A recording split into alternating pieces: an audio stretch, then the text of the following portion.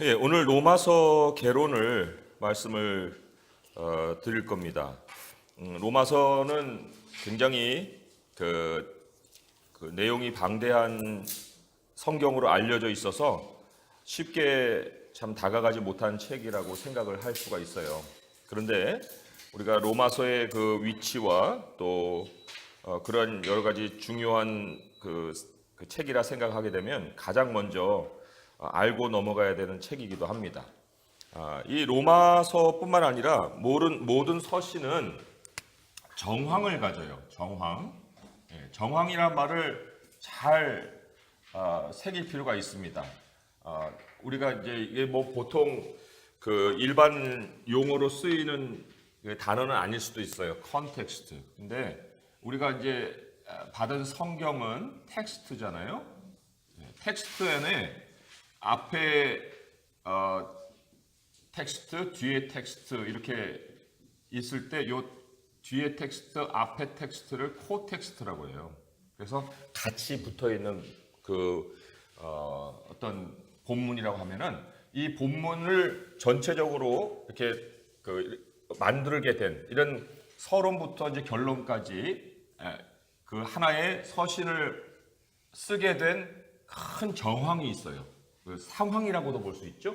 그거를 이제 컨텍스트라고 하는 거예요. 컨텍스트. 그래서 텍스트와 함께 가는 상황이다.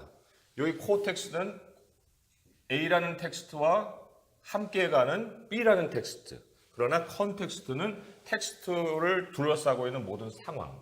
근데 서신은 반드시 이 컨텍스트를 가지고 쓰게 돼 있어요. 또 그렇게 썼고. 그래서도 로마서를 이해할 때 우리가 이 텍스트에 직접 들어가서 본문을 연구를 할 수도 있어요. 그런데 컨텍스트를 알게 되면 훨씬 더 텍스트에 대한 이해를 풍성하게 할 수가 있다는 거죠. 그래서도 이 로마서의 정황을 우리가 이제 먼저 알고, 그리고 로마서뿐만 아니라 모든 서신은 이렇게 접근을 하는 것이 가장 바람직합니다. 자, 그러면 이런 이제 기본적인 설명을 드린 다음에 로마의 교회, 모든 사도 바울이 방문하고 선교했던 교회에는 사도 바울이 세운 교회예요. 그런데 이 로마 교회는 사도 바울이 세운 교회가 아닙니다. 그러면서도 사도행전 다음으로 소개가 되고 있잖아요. 사실 시대적인 순서로 보게 되면 로마서가 먼저 올 수가 없어요. 사도 바울이 제일 먼저 쓴 서신은 데살로니가 전후서예요. 그게 순서적으로는 제일 먼저 와야 됩니다. 그럼에도 불구하고 로마서가 사도행전을 잇는 책이 되어 있거든요. 그거 왜 그러냐? 그것도 이제 컨텍스트 속에서 우리가 찾아볼 수 있고, 컨텍스트와 텍스트를 합쳤을 때 이래서 로마서가 제일 먼저 오는구나 하는 걸 또 알게 되는 거죠. 그런데 그런 컨텍스트를 이해하기 위해서는 로마 교회가 어떻게 형성이 됐느냐 하는 것부터 먼저 살펴볼 필요가 있어요. 로마라는 말이 그게 자주 등장하지 않습니다. 로마인 뭐 이런 거는 복음서에 이제 뭐 백부장이니 뭐 로마의 어떤 여러 가지 군대느니 해가지고 로마인이라는 말을 로먼이죠. 로먼. 근데 로마라는 말은 그렇게 많이 나오진 않아요. 그런데 사도행전에 이 로마라는 말을 우리에게 몇 번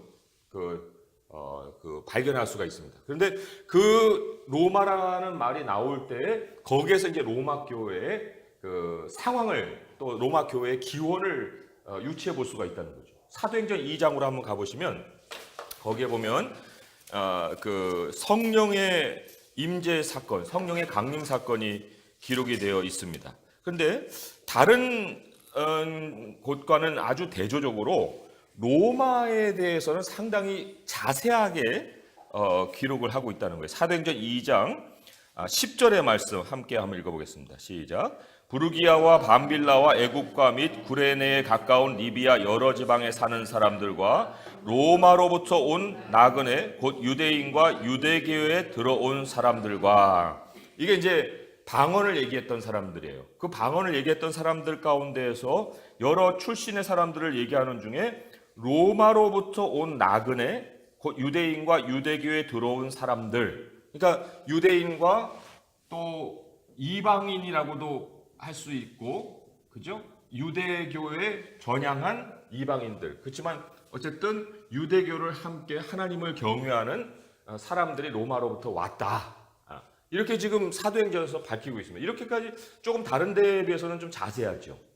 그럼 왜 이 사람들을 이렇게 자세하게 소개를 했을까 하는 거에도 이유가 있어요.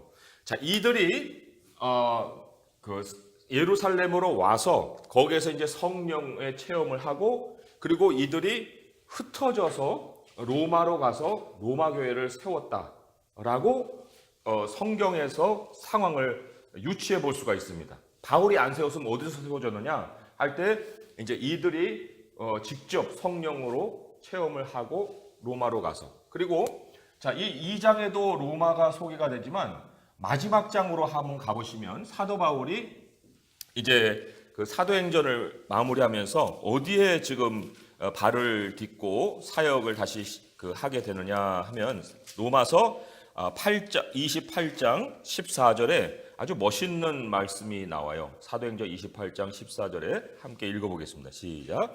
거기서 형제들을 만나 그들의 청함을 받아 이레를 함께 머무니라. 그래서 우리는 이와 같이 로마로 가니라. 자, 이게 이제 사도 바울이 잡혀가는 상황이잖아요. 그 후송이 돼갖고 로마의 황제 앞에 이제 서기 위해서 로마를 간 그런 상황입니다. 그래서 사도행전의 마지막 장이 사실 현장이 로마로 맞춰지고 있어요. 그렇죠? 그렇다고 하면은 로마 이후의 복음은 어떻게 진행이 될 거냐 하는 궁금함을 가지고 올 수 있잖아요. 그렇다고 할 때 그러한 어떤 그 주제적인 그 연결성으로 보더라도 그 다음에 사도행전 이후에 로마서가 오는 것은 순서적으로도 맞는 거예요. 그리고 로마서 마지막쯤 가보시면, 이제 로마서로 한번 가보시면 로마서 16장에 보시면 15장에 로마서 15장에 보시면 이런 말씀이 기록이 되어 있습니다. 거기에 그 28절의 말씀 함께 읽어보겠습니다. 시작. 그러므로 내가 이 일을 마치고 이 열매를 그들에게 확증한 후에 너희에게 들렀다가 서바나로 가리라. 서바나는 스페인이거든요. 그러니까 사도행전의 역사가 예루살렘으로부터 시작해서 유대와 사마리아와 땅끝까지라고 하는 그런 어떤 방향성을 가진다고 할 때 로마서 마지막 장에서는 서바나라는 방향을 제시를 하고 있어요.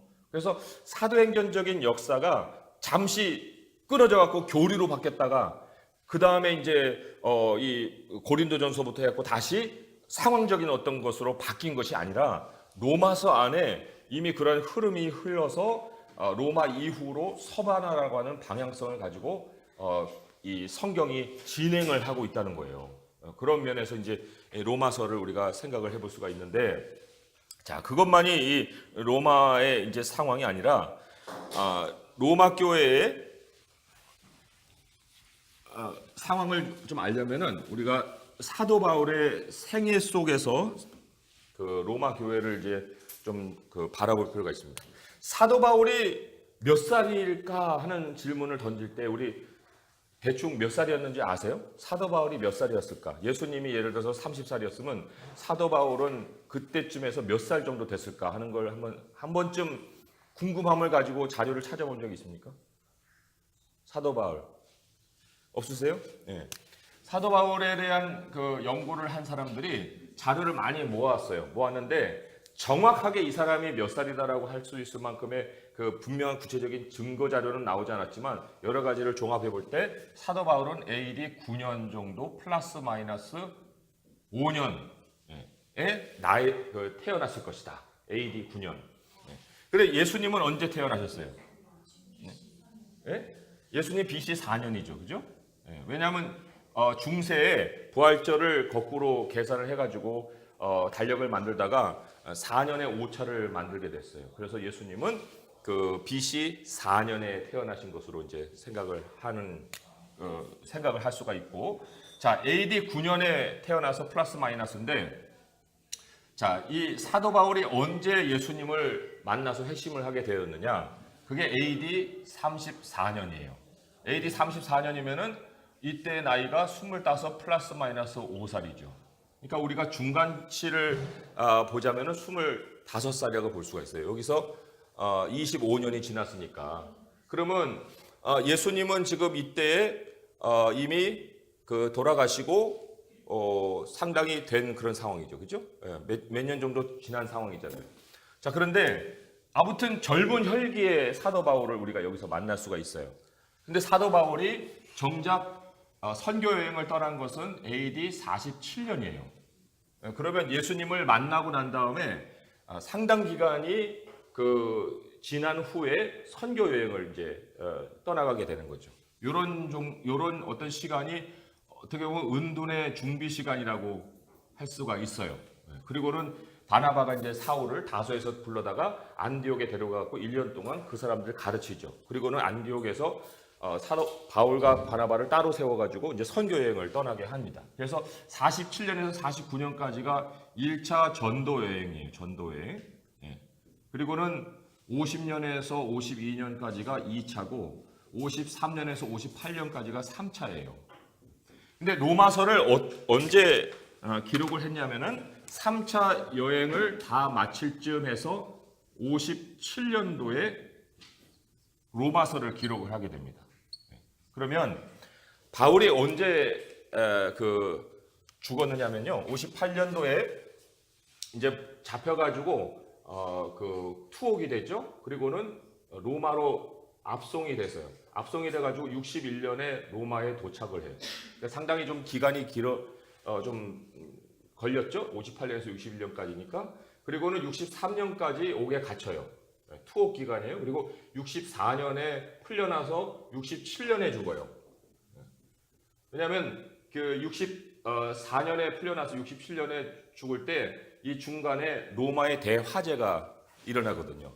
그리고는 그 네로가 그 화재의 원인을 그리스도인들에게 다 뒤집어 씌워가지고 그리스도인들이 죽는 중에 이제 사도 바울이 죽고 네로는 68년에 자살해서 이제 죽죠. 그리고는 그 군대 장관 갈바에 의해서 그 쿠데타가 일어나가지고 로마가 처음으로 이제 그 군대의 손에서 이제 황제가 이어지는 그런 상황이 벌어지죠. 근데 어쨌든 이 64년에서 67년까지는 약간의 자유 시간을 사도 바울이 가지긴 해요. 그래서 이때 서바나로 가서 선교 여행을 했을 것이다라고 하는 그런 추정도 나오게 됐죠. 아무튼 이런 상황에 지금 보시면은 사도 바울이 지금 47년에서 57년까지니까 거의 10년이고 이때는 자유롭게 사역을 했던 그런 상황이에요.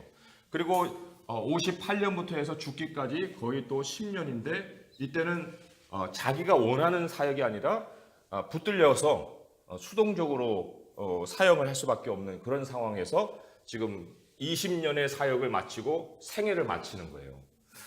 그런 걸 저도 생각을 해봤어요. 20년. 그럼 저는 이제 97년에 안수를 받았으니까 이미 작년에 이제 이 세상을 떠났어야 되는데 작년이 아니라 지금도 이제 사역을 하고 있으니 이게 무슨 조화일까 그런 생각을 해봅니다.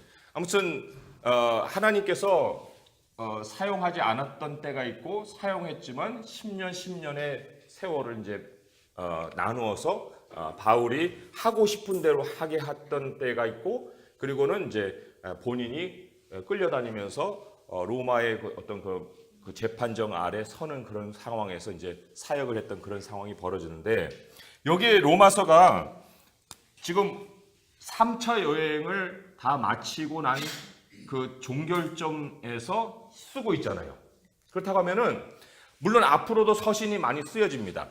이때 우리가 서신을 좀 여기 배열을 시키자면은 가장 먼저 쓰여진 것이 그 데살로니가 전후서라고 있잖아요. 그게 이제 50년에서 52년에 데살로니가 전후가 써지고 53년에 갈라디아서가 써져요. 갈라디아서는 믿음으로 사람이 의롭게 된다 하는 거에 대한 아주 그 강한 어조로 어리석은 사람들아, 어리석은 갈라디아 사람들아, 너희들아 다시 돌아가려고 하느냐 하는 그런 어조로 갈라디아서를 쓰고 있기 때문에 사도 바울이 이미 믿음에 대한 그 논쟁은 갈라디아에서 마친 상황이에요. 로마서가 믿음으로 의롭게 된다는 그런 그 서신으로 우리는 많이 알고 있지만 이미 그 논쟁은 갈라디아에서 다 끝내버렸고, 그리고 이 57년까지 오는 동안에 이 기간이 사실 사도 바울에게는 연단의 기간이라고 볼 수 있는 것이 이때 55년, 56년에 고린도전서, 고린도후서를 쓰죠. 고린도전서, 고린도후서는 사도 바울에게서 가장 힘든 시간이에요. 고린도 교회에게 시달림을 받았거든요. 또 그 비방을 받고 모함을 받고, 그래서 고린도로 찾아가려다가 찾아가지 못하고 다시 돌아와서 눈물로다가 그 편지를 쓴 것이 바로 고린도전서, 고린도후서인데, 이 모든 상황을 거치고 난 다음에 이제 로마서를 마무리하면서, 사역을 마무리하면서 쓰게 됐다는 거예요. 그러니까 사도 바울의 어떤 신학이 집대성된 서신일 뿐만 아니라 사도 바울이 믿음의 연단을 받아서 개인적으로도 상당히 성숙해져 있는 상황에서 로마서를 쓰게 된 거예요. 그리고 본인이 3차까지 전도 여행을 마치면서 무엇이 가장 중요한 것이냐, 그 중요함에 대한 자각을 가지고 쓴 책이 또한 로마서다. 그리고 이 로마서는 갈라디아서와는 좀 대조되는 것이 상당히 적용적인 면을 제시를 하고 있다는 거예요. 적용적인 면. 그럴 수밖에 없는 것이 세월이 그렇게 사도 바울의 눈을 더 뜨게 만든 거예요. 그냥 우리가 교리라 한 것이 아니라 교리가 어떻게 삶에 적용이 되어야 되느냐, 적용적인 면에서 더 이제 많은 복음에 눈을 열어주는 서신이 바로 로마서고, 그 이후로 이제 뭐가 탄생하냐면 우리가 목회 서신이니 뭐 옥중 서신이 하는 그런 서신이 이 잡혀 있을 때 에베소서, 그다음에 빌립보서, 골로새서, 빌레몬서, 뭔이라고 그러죠? 예. 요 옥중 서신이 이때에 써지는 거예요. 그죠? 예. 그리고 또 풀려나 가지고 이 64년부터 67년까지는 요게 이제 목회 서신이라고 할 수 있는 디모데전서, 디모데후서, 디도서가 써지고, 디모데전서하고 디도서 써지고, 죽는 해에 쓴 것이 바로 디모데후서예요. 디모데후서. 그러니까 디모데후서는 읽어보시면 알겠지만 바울이 굉장히 외롭게 죽습니다. 모든 사람이 떠나가 누가만 나와 함께 있느니라 하는 그런 괴로움 속에서 또한 썼다고 볼 수가 있는데, 아무튼 뒤에는 전부 다 보면은 교회를 다루고 있고 또 목회를 다루고 있고, 그리고 마지막 어떤 부탁의 말을 많이 다루고 있는 반면에 이 로마서까지의 말씀을 보게 되면 그의 사역의 모든 총정리적인 의미를 가지고 사도 바울이 쓰고 있다는 거죠. 그리고 초기의 사도 바울을 우리가 만나게 되면 이 어떤 그 비유로 얘기하면 불이에요, 불. 그래서 사도행전을 한번 가보세요. 사도행전에 가보시면은 초반에 그 사도 바울은 아주 말릴 수 없는 그런 아주 대책 없는 사람으로 소개가 되고 있어요. 그래서 사도 바울이 어디에 그 변화된 것이 나오냐면, 사도 바울이 사도행전 그 9장에 나오죠. 사도행전 9장에 그 다메섹으로 가다가 예수님 만나잖아요. 그죠? 그랬을 때 9장 19절부터 해가지고 이제 음식을 먹고 강건해진 다음에 19절부터 해서 제가 몇 절 읽어볼게요. 사울이 다메섹에 있는 제자들에게 함께 며칠 있을새 즉시로 각 회당에서 예수가 하나님의 아들이심을 전파하니 듣는 사람이 다 놀라 말하되 이 사람이 예루살렘에서 이 이름을 부르는 사람을 멸하려 하던 자가 아니냐, 여기 온 것도 그들을 결박하여 대제사장들에게 끌어가고자 함이 아니냐 하더라. 사울은 힘을 더 얻어 예수를 그리스도라 증언하여 다메섹에 사는 유대인들을 당혹하게 하니라. 당혹하게 했어요. 막 말로다가 그 예수님을 정했단 말이에요. 그러니까 그 열정과 불을 누구도 끌 수가 없는 거예요. 그 같이 뭐 했다가는 그 막 10배, 20배로 막 당하니까 못 하는 거예요. 그러니까 죽이려고 들죠. 사울을 죽이려고, 여러 날이 지나면 유대인들이 사울을 죽이려고 공모를 합니다. 그리고는 이제 사도 바울이 광주에 달아서 어디로 피신하냐면 그 예루살렘으로 가죠. 거기 26절부터 보면 여러 날이라는 것이 거의 한 1년 정도 기간이라고 볼 수가 있는데 그 예루살렘에 가서도 어떻게 얘기를 하냐면은 29절에 보니까 또 주 예수의 이름으로 담대히 말하고 헬라파 유대인들과 함께 말하며 변론하니 그 사람들이 죽이려고 힘썼다. 그러니까 초기의 바울의 전도 그 방식은 변론이에요. 변론. 왜냐하면 그만큼 학식이 있거든요. 그만큼 논리력을 가졌거든요. 그러니까 구약에 대해서 그만큼 아는 사람도 없고, 그러니까 뭐 한마디 하면 10마디로 막 눌러버리는 이런 방식을 썼기 때문에 사람들이 다 죽이려만 들었지 귀를 기울이질 않았단 말이죠. 그랬을 때 이 사람들이 바울을 어떻게 처리를 하냐면 30절에 형제들이 알고 가이사랴로 데리고 내려가서 다소로 보내니라. 고향으로 보내버려요. 그러니까 이제 조용해진 거예요. 그 사도 바울이 조용해지니까 어떤 일이 벌어집니까? 31절에 그리하여 온 유대와 갈릴리와 사마리아 교회가 평안하여 든든히 서가고 주를 경외함과 성령의 위로로 진행하여 수가 더 많아지니라.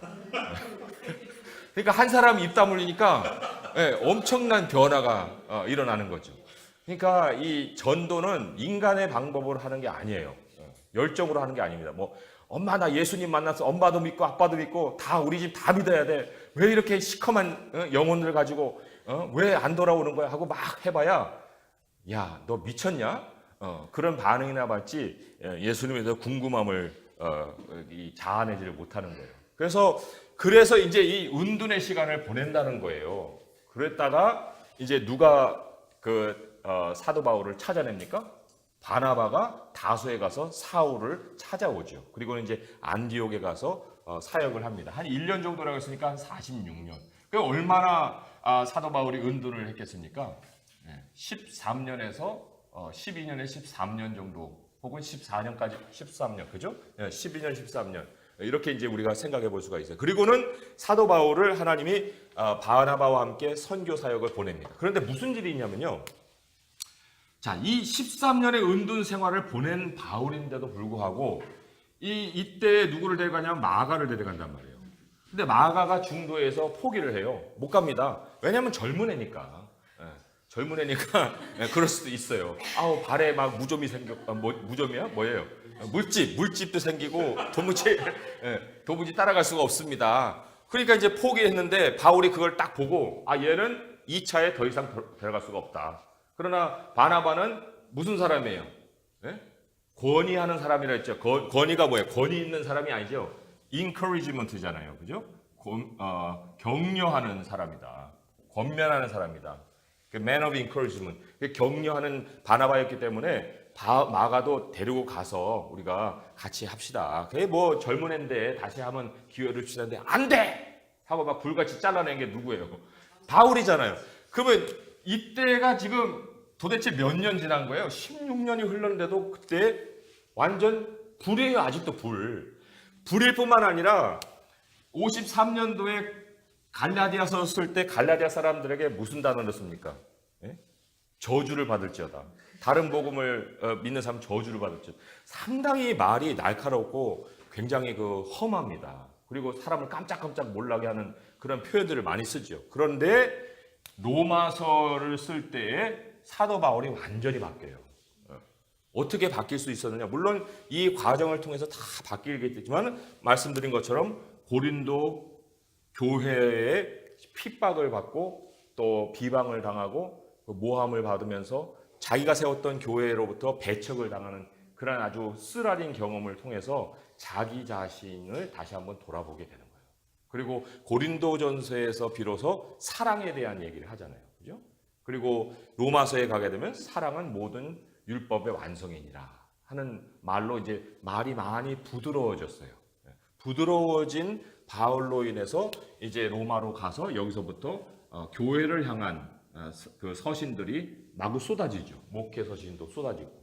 이런 상황을 우리가 생각해 볼 때 이 로마서는 변화된 그 바울의 인격을 사용하여서 하나님께서 앞으로 교회가 어떤 식으로 복음의 적용점을 찾아야 되는지 하는 것을 이제 가르치고 있는 서신이다. 이렇게 생각을 해볼 수가 있습니다.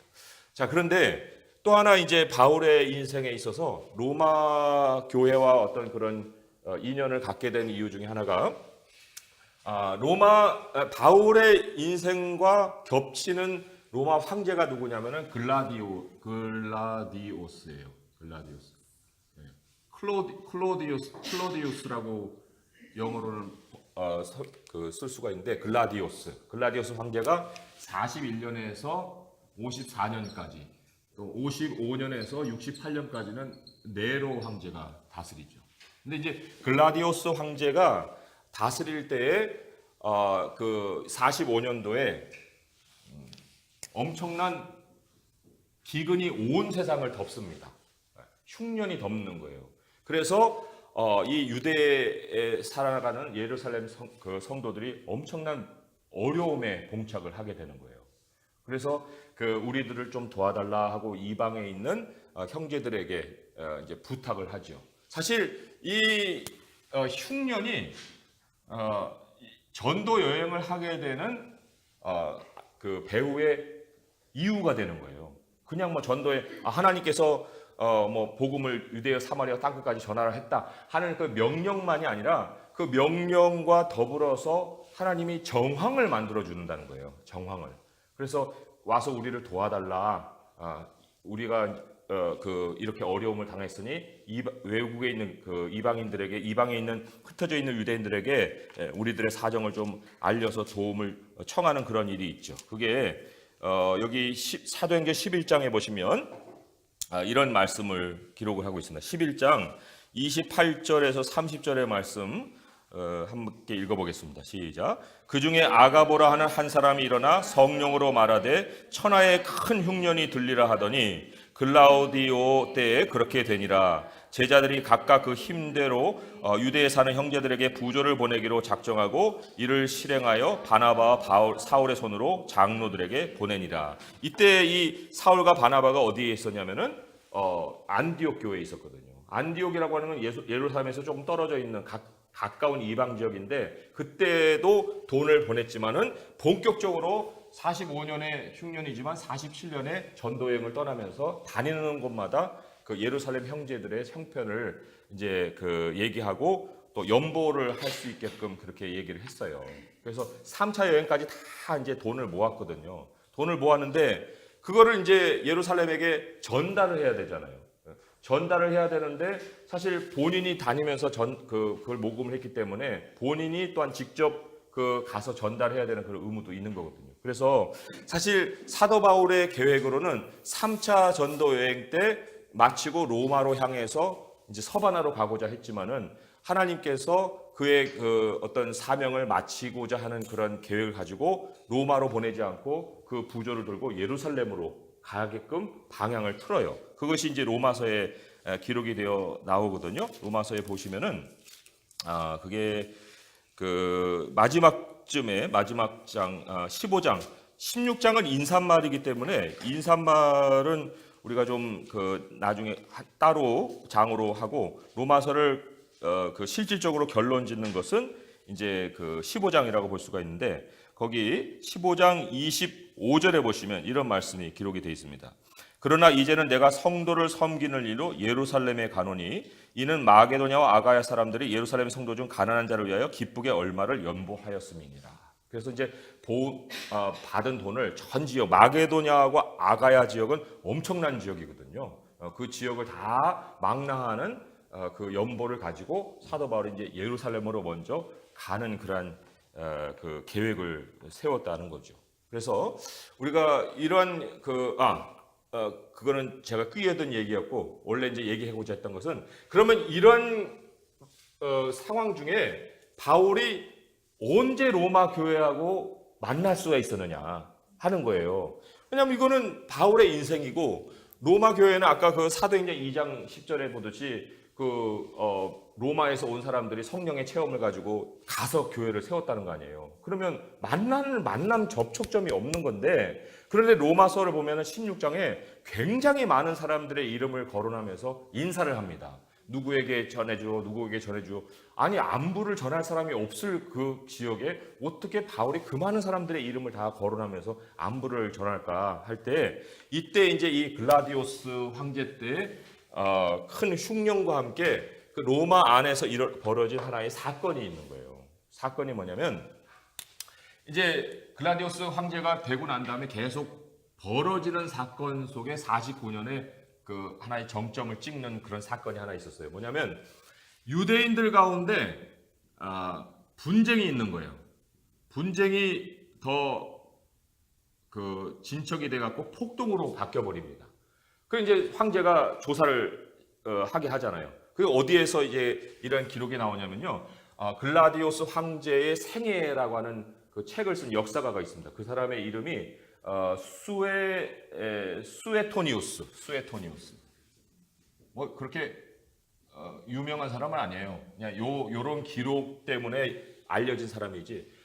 글라디오스 황제의 생애라는 책을 썼는데 이 사람의 책에 유일하게 이 배경이 나오는 거예요. 왜 유대인들이 그때 폭동을 일으켰을까? 그게 크레스토스라는 뭐예요? 그 주동자, 선동자, 네. 선동자가 이 유대인들 가운데서 분쟁을 일으켰다. 네. 그러니까 이제 황제가 뭐야 이것들? 그리고는 49년에 로마에서 다 나가. 유대인들 완전 추방이에요. 네. 모든 사람들 다 나가. 그런데 이 크레스토스라는 사람이 누구냐 그러면 이게 사실은 실존 인물이 아니라는 거예요.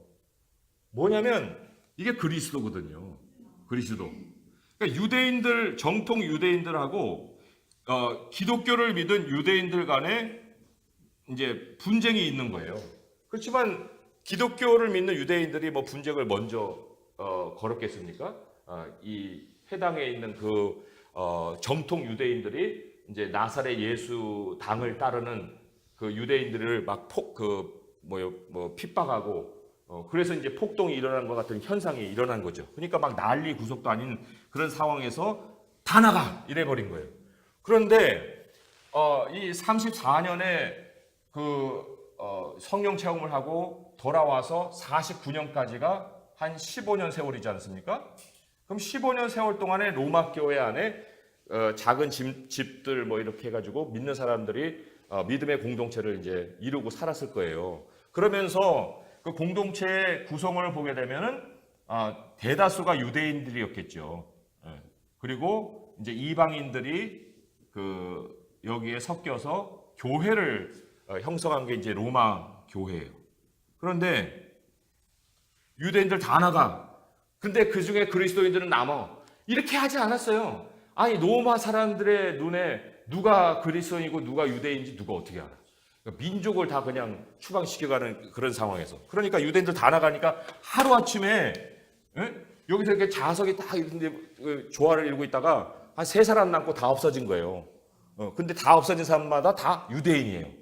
그러니까 이방인들이 우리 그럼 어떻게 해야 되지? 어떻게 해야 되지? 막 이런 어떤 걱정스러운 일들을 마음들을 가졌을 거 아닙니까? 근데 이때 추방된 그 유대인들 가운데 누가 있었냐면은 아굴라와 브리스길라가 있었어요. 그 아굴라 브리스길라가 어디로 추방이 되냐면 물론 이제 뭐 본인들이 가장 가까우니까 거기로밖에는 갈 수가 없어서 그렇게 갔겠지만 여기 이제 이태리가 있고 그다음에 여기 헬라 땅이 있고 여기 아시아 땅이 있다고 생각해 보세요. 여기가 이제 그 로마가 여기 있죠. 로마. 그리고는 여기가 아가야 지방이고 그다음에 마게도냐 지방이에요. 그리고 여기가 아시아예요. 그리고 여기가 갈라디아 땅입니다. 그러니까 바울이 1차를 갈라디아로 갈 수밖에 없는 상황이죠. 그런데 갈라디아로 이제 그 바울이 여행을 이제 1차 마쳤고 그다음에 이제 2차로 향하는 그런 상황이고 2차까지 이제 맞춰서 이제 2차의 시작에서 이제 이쪽으로 향하고 있는 상황이에요. 자, 로마에서는 49년에 다 추방. 그래서 물론 배 타고 오는 사람들이 있었겠지만 물론 배로도 생각해 볼 수 있어요. 이렇게 해가지고 가장 가까운 땅이 마게도냐 아가야 지방이잖아요. 예. 그런데 여기 아가야 지방의 가장 그 대표적인 도시가 고린도고 마게도냐의 가장 대표적인 도시가 빌립보예요. 그리고 아시아의 가장 대표적인 도시가 에베소라고 할 수가 있습니다. 자, 그러면 이제 여기에 49년에 추방당해서 아굴라와 브리스길라가 브리스길라. 여기에 이제 살고 있는 상황이었고, 바울은 이제 1차 여행 마치고 2차 여행, 전도 여행을 떠나면서 이렇게 이제 갈라디아로 갔다가 어디로 가려고 그래요? 아시아로 가려고 그랬단 말이에요. 아시아로. 그런데 성령이 아시아로 가는 길을 막아버려요. 왜? 그 다음은 여기일 텐데. 여기 가기 전에 여기 반드시 들려야 되는데. 여기 빼먹으면 안 되는데. 사도 바울의 성격상 아마 빼먹은 것이 굉장히 막 걸렸을 것 같아. 그러니까 일 중심이잖아요. 막 추진력 있게. 여기를 왜 빼먹어? 이제 기도를 해도 아니야. 물론 어떤 식으로 막았는지 모르겠어요. 뭐 도로가 전복이 됐는지, 뭐 지진이 났는지, 뭐 그런 식의 어떤 여러 가지 이제 자연적인 재해를 통해서 막으셨는지 어떤지 몰라요. 그러나 막았단 말이에요. 그리고는 꿈속에 누구를 만나게 합니까? 마게도냐인을 만나는 거예요. 이리 와, 우리를 도와. 이런 이제 환상을 보는 거죠. 그러니까 사도 바울이 즉시로 그 환상을 보고 순종해서 아시아로 가는 길을 접고 이제 마게도냐 지방으로 가는데 거기 첫 성인 빌립보를 들렸다. 그게 이제 성경의 기록이지 않습니까? 그리고는 빌립보를 들렸다가 이제 거기서부터 계속해서 내려와 가지고 빌립보를 들리고 그리고는 3차 여행 때는 더 이제 이쪽으로 그 기반을 뚫었으니까 고린도까지 이제 향해서 가게 되는 거예요. 그러면 하나님께서 누구를 만나게 하기 위해서 아시아로 가는 길을 막고 고린도로 가게 했을까요? 아굴라 브리스길라를 당연히 만나게 하기 위해서 그랬다는 얘기죠. 여기에 그래서도 성경에는 이런 것 저런 거 다 차치하고 아주 직접적으로 그런 얘기를 써요. 사도행전 18장에 보시면 사도행전 18장 1절에서 4절까지 말씀 한번 같이 한번 읽어보겠습니다. 사도행전 18장 1절에서 4절까지 말씀 시작. 그 후에 바울이 아덴을 떠나 고린도에 이르러 아굴라라 하는 본도에서 난 유대인 한 사람을 만나니 글라우디오가 모든 유대인을 명하여 로마에서 떠나라 한 고로 그가 그 아내 브리스길라와 함께 이달리아로부터 새로 온지라. 바울이 그들에게 가매 생업이 같으므로 함께 살며 일을 하니 그 생업은 천막을 만드는 것이더라. 이달리아는 이탈리아잖아요. 이태리에서 이제 온 사람과 바울의 만남이 바로 이루어지고 거기에서 이제 이 아굴라 브리스길라가 바울로부터 더 깊은 복음을 전수받는 거예요. 그리고 이 아굴라 브리스길라뿐만 아니라 이제 로마서 16장에 등장하는 많은 사람들의 이름, 그 사람들을 이제 여기서 만나는 거죠. 그리고는 바울로부터 이제 교육을 받고 글라디오스가 언제 죽냐면은 54년도에 죽어요. 54년도에. 그래서 이제 황제권이 네로에게 넘어가는데 한 6년 정도죠. 6년 정도의 그 유배 생활에 유배 생활일까요? 아니면 핍박의 생활, 밖에서 돌아다녔던 그런 6년의 세월 동안에 바울과의 교제를 통해서 로마 교회가 외부에서 성장을 하는 거예요. 이 사람들 여기 정착하러 온 거 아니잖아요. 글라우디오스가 죽고 난다면은 이 사람들이 한 사람씩 두 사람씩 이제 로마 교회로 돌아갑니다. 고향이 거기니까. 거기에 돌아가는데 문제는 이제 거기서부터 생기는 거예요.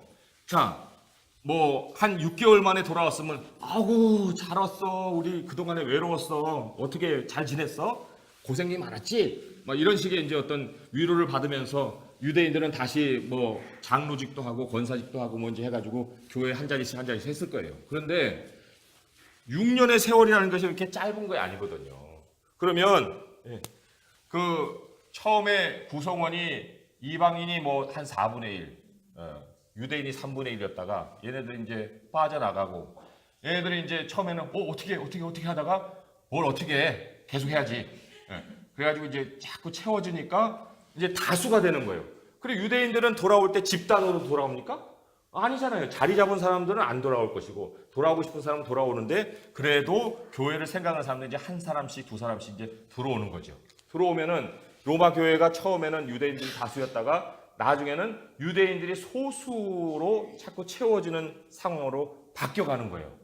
모든 직분은 이제 이방인들이 다 차지하고 있었고 유대인들은 거기 와서 이제 옛날에 한 자리 했지만 지금은 바닥부터 시작하시오.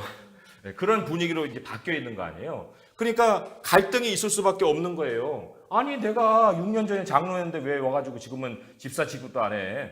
집사 취급도 안 한 것뿐만 아니라 왜 문지기를 시키려고 그러냐.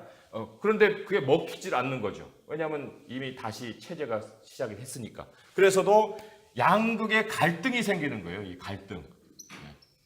유대인과 이방인의 갈등이 돌아오는 상황 속에 처음부터 있었던 것이 아니죠. 처음에는 이방인들 다 받아들이면서 다 하나가 되는 그런 모습이었다가 찢어지는 상황이 다시 봉합되면서 이제 다수와 소수의 그 갈등이 벌어져요. 그런데 여기서 이제 로마서에서 두 그룹으로 우리가 발견해 볼 수 있는 것이 믿음이 강한 자, 그 다음에 믿음이 약한 자, 이렇게 이제 로마서 안에서 두 그룹으로 나눠서 설명을 하고 있습니다. 그럼 믿음이 강한 자가 누구겠습니까? 믿음이 강한 자.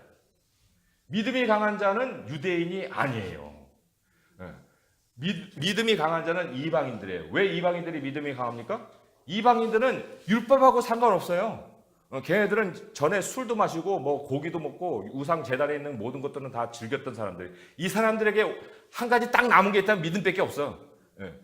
자유분방해. 여기도 우리가 이제 예를 들면은 뭐 근무 끝나고 나가서 어느 분야에서 노느냐에 따라서 그 사람이 모태 신앙이냐 아니면 청년 지나서 변화받았느냐 이게 다 드러나는 거예요. 모태 신앙인 사람들은 괜히 그런데 가는 것조차도 꺼려요.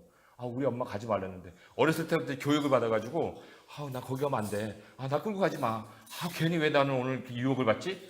이런 식의 생각을 하기 쉽단 말이죠. 근데 술 먹고 다 먹고 전체에서 토하기도 하고 길바닥에 누워서 자기도 했는 그런 사람이 예수님 만나잖아요. 그러면 어때? 하고 이제 한번 가는 거죠. 이제 믿음이 강한 거 믿음밖에 없는 거예요. 그런데 유대인들은 믿음 고민스러워요. 왜냐하면 율법에 너무 매여 살다 보니까 이것도 지키고 저것도 지켜야 되는데 믿음이면 될까? 계속 이제 항상 고민하고 사는 사람들이 이 믿음이 약한 사람들. 그러니까 믿음이 강한 사람하고 믿음이 약한 사람이라는 표현만 있을 뿐이지 이게 유대인과 이방인들의 그 갈등이거든요. 로마서를 보시면 로마서 14장 1절의 말씀을 한번 보세요. 로마서 14장 1절의 말씀에 믿음이 연약한 자들을 너희가 받되 그의 의견을 비판하지 말아라. 여기 믿음이 연약한 자를 너희가 받을 때 너희가 누구예요? 예? 이방인이죠. 믿음이 연약한 자가 유대인이라고 했잖아요. 그러니까 그 사람들을 받아들여라. 또 대조적으로 15장 1절에 보게 되면 믿음이 강한 우리는 마땅히 믿음이 약한 자들의 약점을 담당하고 자기를 기쁘게 하지 아니할 것이라. 믿음이 강한 우리가 누구예요? 이방인이죠. 근데 왜 여기에 믿음이 강한 우리라고 하는 말을 썼을까요? 왜? 아니 사도 바울 이방인 아니잖아요. 유대인이잖아요. 유대인인데 왜 자기가 믿음이 강한 사람들을 안에 이방인들과 한 무리의 사람으로 자기를 표현할까? 여기 이제 이 사도 바울의 정체성을 우리가 생각을 해볼 필요가 있습니다. 정체성. 사도 바울은 이방인을 위한 사도예요. 이방인을 위한 사도.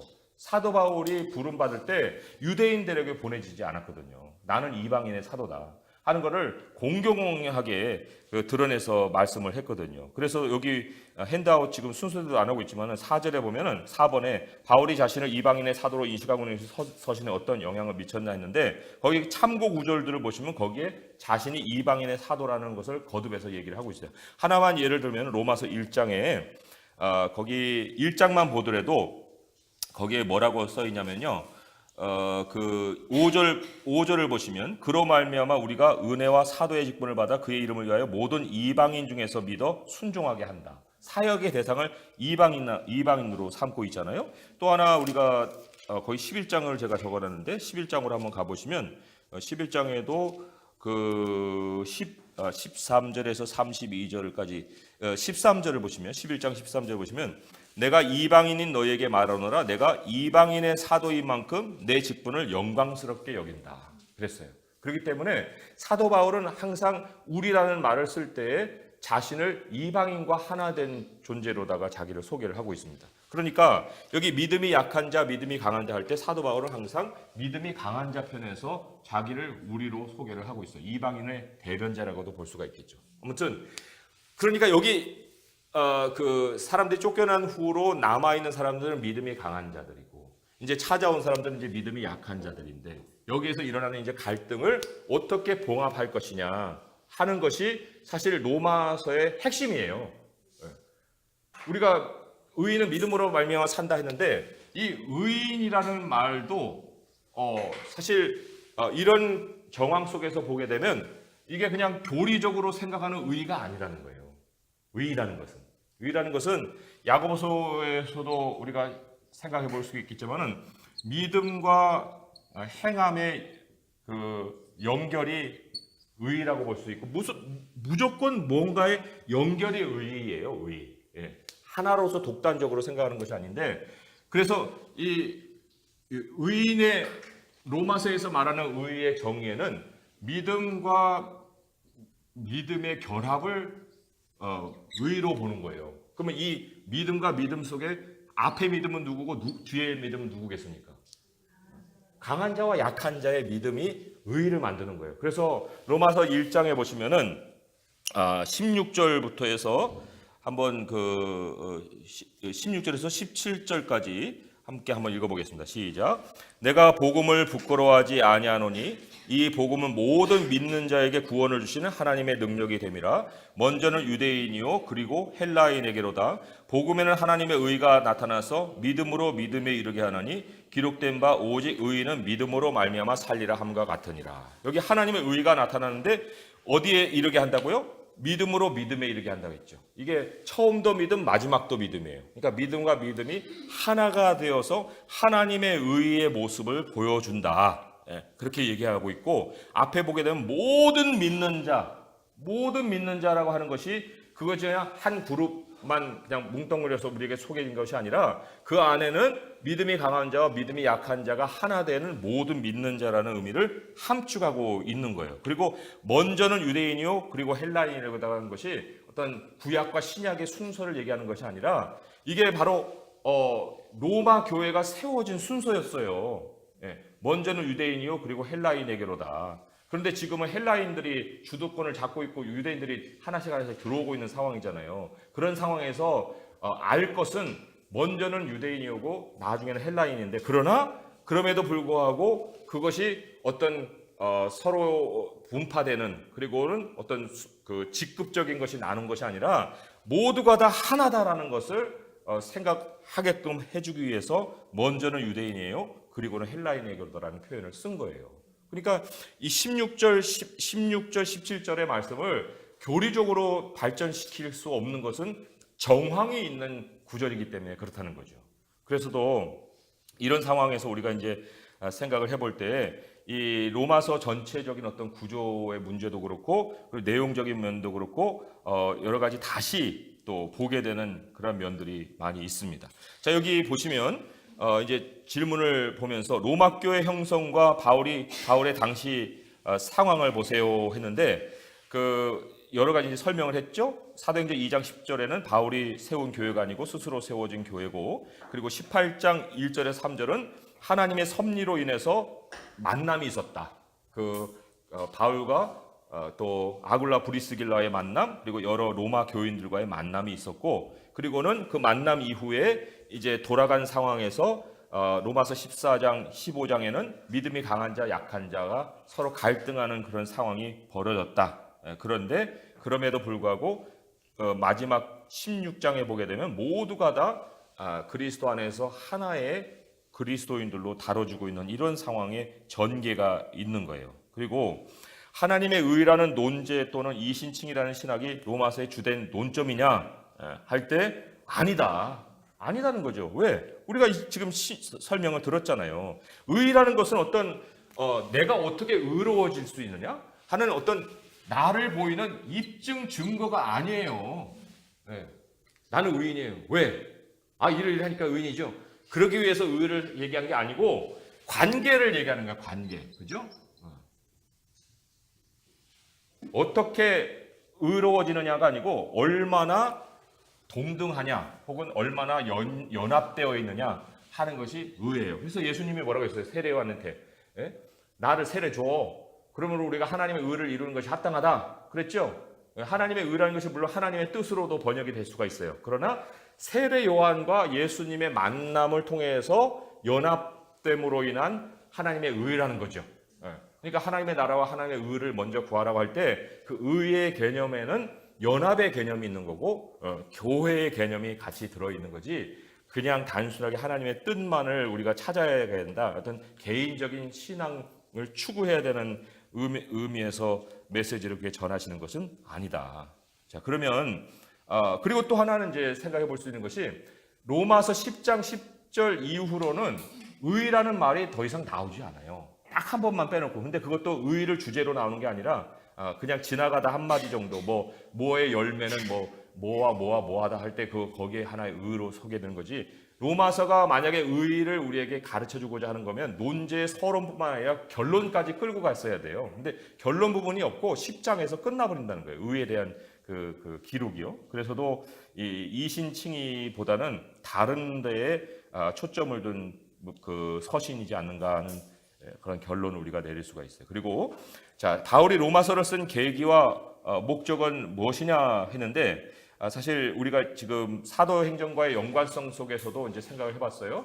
그래서도 하나님께서 복음의 그 마지막 그 방향성과 또 그 진로를 서바나까지로 연결시키시는 그런 상황에서 지리적인 연결도 생각해 볼 수가 있고, 바울이 전도 사역을 마친 즈음에서 이제 모든 자기의 지나온 사역을 총정리해서 교회에게 전해주는 건데, 교회가 이제 어떤 식으로 복음을 적용해야 되느냐, 이런 어떤 면에서 지금 로마서를 우리에게 전해주고 있다 할 수가 있습니다. 그리고 바울이 자신을 이방인의 사도로 인식하고 있는 것이 서신에 어떤 영향을 미쳤느냐 할 때, 바로 이방인들과 자기를 하나의 연합체로 계속 우리라는 말로다가 소개를 하면서 그 자신을 소개를 하고 있다는 거죠. 그리고 그렇기 때문에 또 하나 중요한 것이 있습니다. 로마서를 이해할 때 중요한 것이 사도 바울이 사용하는 용어 중에 나의 복음이라는 거 있어요. 나의 복음.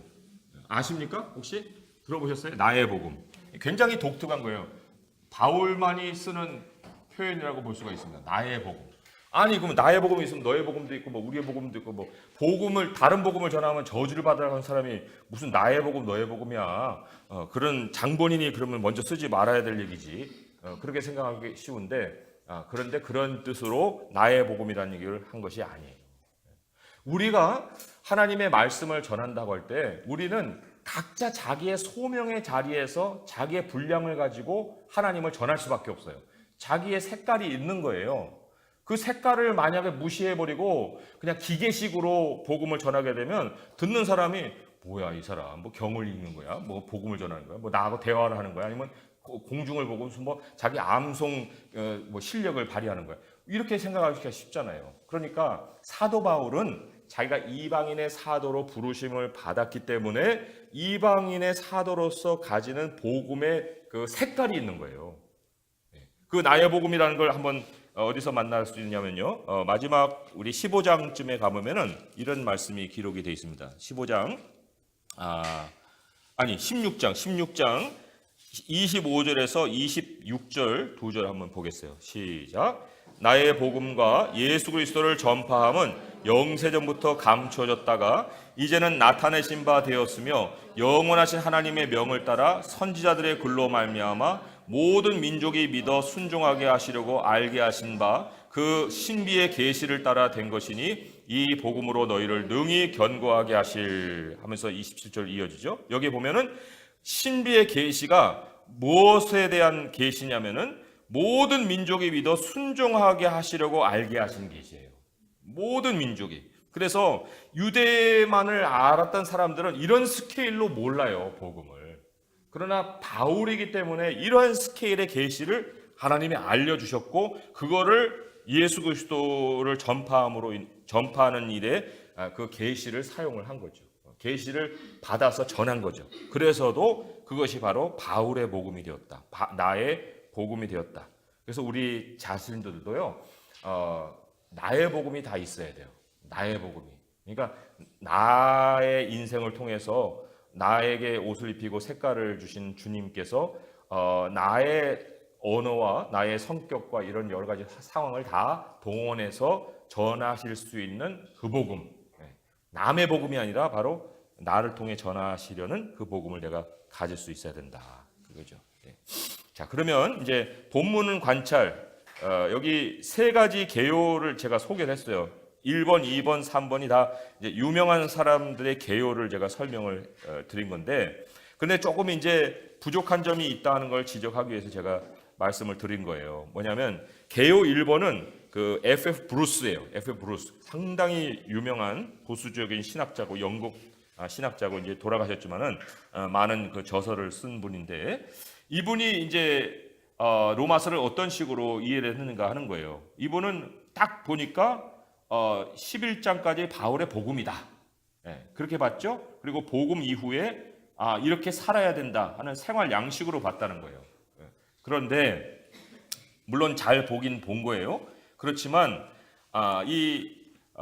이분의 그 전체적인 내용을 다시 한번 더 구체적으로 보게 되면, 이분은 복음이 무엇이냐를 다시 설명하는 것으로 로마서를 이해한 거예요. 그런데 로마서를 정작 우리가 딱 펼쳐보면은 복음은 무엇이냐는 한 줄로 끝내버립니다. 왜냐하면 이미 복음서가 4개나 써져 있는데 뭘 또 다시 복음은 무엇이냐를 또 설명을 해요. 그런 거는 오히려 그냥 시간 낭비잖아요. 지면 낭비고. 여기 1장을 보시면은 1장에 이 복음은 2절부터 나오죠. 이 복음은, 그래서 아주 간결하게 복음에 대한 설명을 딱 해버리고 끝나는 거예요. 이 복음은 4절에 우리 주 예수 그리스도 신이라. 이게 요점이에요. 근데 이제 중간에 하나님이 선지자를 통해서 그의 아들에 관하여 성경에 미리 약속한 거고, 그의 아들을 가려 만하면 육신은 다윗의 혈통에 났고 성경에 의하면 죽은 자 가운데서 부활하사 능력으로 하나님의 아들로 선포되었으니 우리 주 그리스도 예수시니라. 이게 복음이다. 그리고는 이제 자기의 얘기로 돌아가고 서론적인 얘기로 다시 돌아가는 거예요. 그러니까 이 바울의 복음이라고 할 때 복음의 내용을 다룬 것은 아니다는 얘기죠. 그러면 이제 두 번째로 그 개요를 누가 했냐면 무라는 미국 학자입니다. 지금 이제 살아있는 학자인데, 이 사람도 굉장히 그 박식한 사람이고 또 통찰력이 있고 보수적이고 상당히 그 성경에 그 해박한 그런 그 우리의 신앙에 도움을 주는 그런 학자인데, 이분도 모든 걸 복음으로 봤어요. 그잖아요. 여기 복음 그리고 믿음으로 말미암아 하나님의 의, 복음 그리고 구원에 대한 하나님의 능력, 복음과 이스라엘, 복음 복음 이게 다 복음이에요. 복음, 그죠? 그러니까 사실 이분도 뭐를 설명하고자 했냐면은 복음이 뭐냐를 설명했다는 거예요. 그 대신에 그것을 다른 여러 가지 주제와 연결시켜서 복음을 설명한 거죠. 그러니까 앞에 있는 브루스는 구조적인 것으로 복음을 설명했고, 복음을 앞에서 왕창 설명해주고 그 다음에는 적용점으로 찾아간 반면에, 이 무는 그 복음과 개체적인 주제를 하나씩 개입해갖고 이게 복음이에요, 이게 복음이에요, 이런 복음입니다, 이런 복음이다, 이렇게 이제 설명을 해줬다는 거예요. 자, 그런데 그 두 분이 굉장히 부족한 것은 지금까지 이렇게 설명을 드린 이런 정황 속에서 서신을 설명을 하고 있지 않고, 말하자면 우리가 지금까지 알고 있었던 바 하나님의 의라든지 믿음이라든지 이런 주제적인 것을 가지고 로마서를 봤다는 거죠. 그런데 이제 개요 3을 왜 거기다 적었겠어요? 그렇게 바라는 거지. 근데 그 개요 3에는 뭐냐면 주제에 있어요. 주제. 처음에 이제 주제인데 이게 theme이에요. 이게 subject가 아닙니다. subject가 아니에요. subject가 아니고 theme이에요. 제가 이거 설명드렸죠? 그죠? subject는 예를 들어서 얘들아 오늘 우리가 사생대회 하는데 제목은 봄이야. 그러니까 봄에 대해서 멋지게 글을 써봐. 그러면 이 봄이 뭐예요?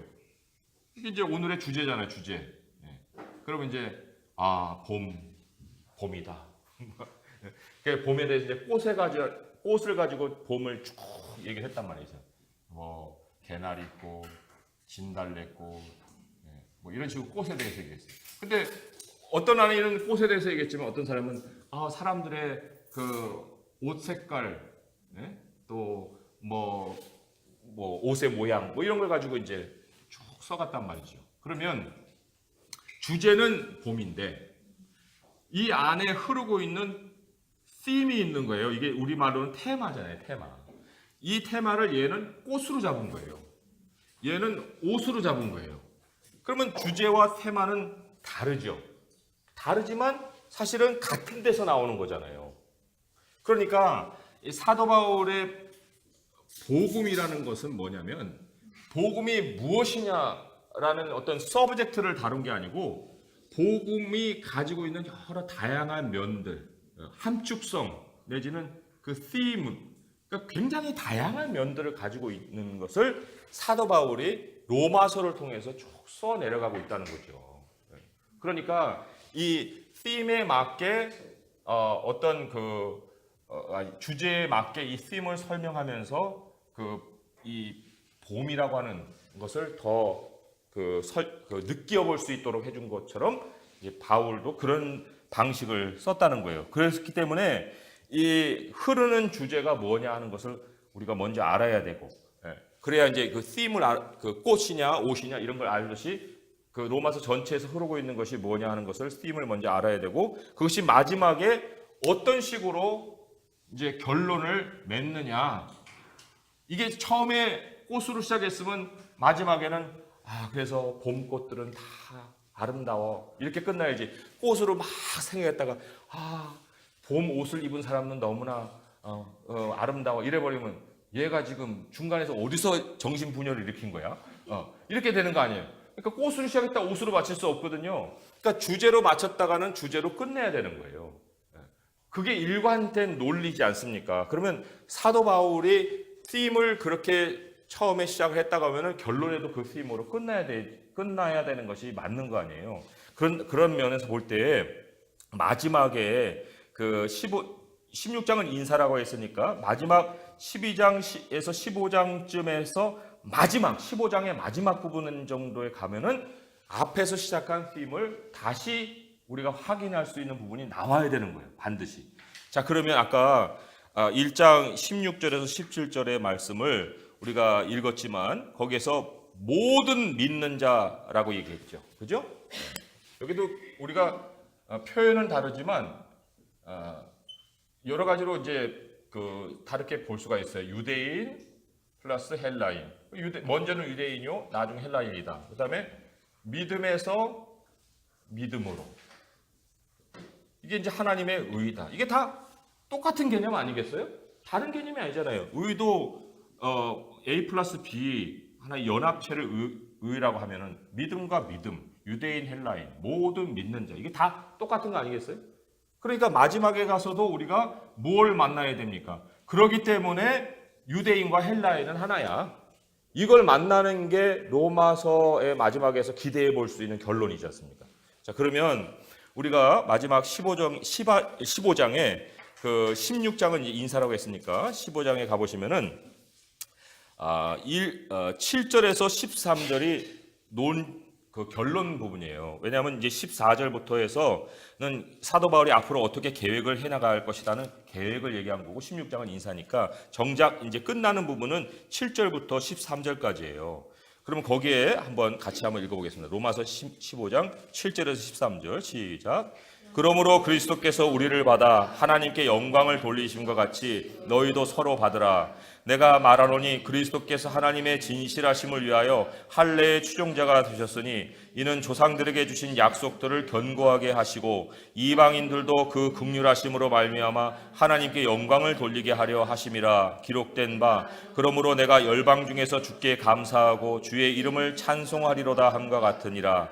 또 이르되 열방들아 주의 백성과 함께 즐거워하라 하였으며 또 모든 열방들아 주를 찬양하며 모든 백성들아 그를 찬송하라 하였으며 또 이사야가 이르되 이 새의 뿔이 곧 열방을 다스리기 위하여 일어나시는 이가 있으리니 열방이 그에게 소망을 두리라 하였느니라. 소망의 하나님이 모든 기쁨과 평강을 믿음 안에서 너희에게 충만하게 하사 성령의 능력으로 소망이 넘치게 하시기를 원하노라. 여기 보면은 열방들아, 그 함께 주의 백성과 함께 즐거워해라. 열방들아 같이 찬양해라. 또 평강에 대한 얘기, 믿음 안에서 얘기. 이게 다 결론으로 그 팀이 모아진 거 아니겠어요? 그러니까 로마 교회의 상황을 우리가 알고 있다고 하면 이게 왜 이렇게 써여졌는지 알게 되고, 이게 어디서부터 출발했느냐 하는 것은 1장에서부터 우리가 만나서 출발해왔기 때문에 이러한 결론을 맞을 수밖에 없는 거예요. 그러면 이제 그 중간에서는 이 팀과 팀을 연결해주고 또 그것이 그렇게 연결될 수 있도록 하나의 논제적인 전개 과정이 펼쳐질 거 아닙니까? 그랬을 때에 여기 제가 이제 그 주제만 딱딱딱딱 집었지만은 그 주제에 제가 설명을 조금씩 하나씩 드리면 거기에 모든 주제에다가 동등성이라는 것을 써놓으셔야 돼요. 그걸 제가 일부러 안 썼거든요. 왜냐하면 뒤에 이제 뒷페이지에 보시면은 설명이 있기 때문에 거기서 이제 설명을 드리려고 안 썼지만은 뭐냐면 자, 주제는 모든 믿는 자예요. 그런데 자 1장 18절에서 3장 2절까지는 죄성에 있어서 다 똑같다고 해요. 유대인이나 헬라인이나 너네들 누가 죄인이고 누가 죄인이 아닌 게 아니라 유대인, 헬라인 다 죄에서 똑같아. 동등해. 또 3장 21절부터 4장 25절까지는 칭의에 있어서도 동등하다. 그리고 5장에서 8장에 가게 되면은 거기에서 아주 유명한 단어를 만납니다. 아주 부각되는 단어를 만나는 거예요. 그게 뭐겠어요? 예? 우리예요, 우리. 거기 이제 사도 바울이 이방인의 사도로서 이방인들과 하나 되는 우리가 있고, 여기 논제를 펼치면서 죄도 같아, 의도 같아. 그런 다음에 이제 서로 유대인과 헬라인을 가르지 않고 한꺼번에 다루는 단어가 있는데 5장 1절을 한번 보세요. 성경 아예 자체를 찾아가셔서 5장 1절을 보시면 같이 한번 읽어보겠습니다. 시작. 그러므로 우리가 믿음으로 의롭다함을 받았으니 우리 주 예수 그리스도로 말미암아 하나님과 화평을 누리자. 여기에 드디어 우리가 등장합니다. 그래서도 이제 유대인과 헬라인들이 앞에서는 따로따로 자신들의 문제를 돌아왔다가 이제는 우리라는 말로다가 그 자신들을 보게 되고 유대인과 이방인들이 이제 하나 되는 것을 여기서 설명을 하고 있어요. 이제 뒤에 가서 조금 더 자세하게 설명할 텐데, 그리고 이제 9장에서 11장에 보게 되면 그러면 우리가 이제 하나라면은 그 하나님께서 유대인들에 대해서 가진 계획이 어떻게 되는 것이냐 할 때 이제 하나님의 계획의 동등성이에요. 하나님의 계획의 동등성. 그래서 그 9장에서 11장에 보면은 이방인에 대한 계획도 있고 하나님이 유대인들을 향한 계획도 또 가지고 있고 마지막에는 그것이 또한 하나가 된다. 그런 그 동등성에 대한 얘기를 하고 있고 12장에서 15장은 그러한 동등성의 토대 위에서 어떻게 우리가 살아가야 하느냐 하는 그 삶의 문제를 다루고 있습니다. 그러니까 일치와 사랑이 그냥 일치와 사랑이 아니라 그러한 동등성을 그 토대로 해서 그 위에서 쌓아가는 동등성이죠. 그리고 이제 열방이 주의 백성과 함께 즐거워하라는 그런 결론을 내린 다음에 이제 인사를 하고 있죠. 그래서 거기 밑에 서신의 논제적인 서론과 논제적 결론에 나타난 주된 논점은 뭐예요? 논점은 차별이 없다.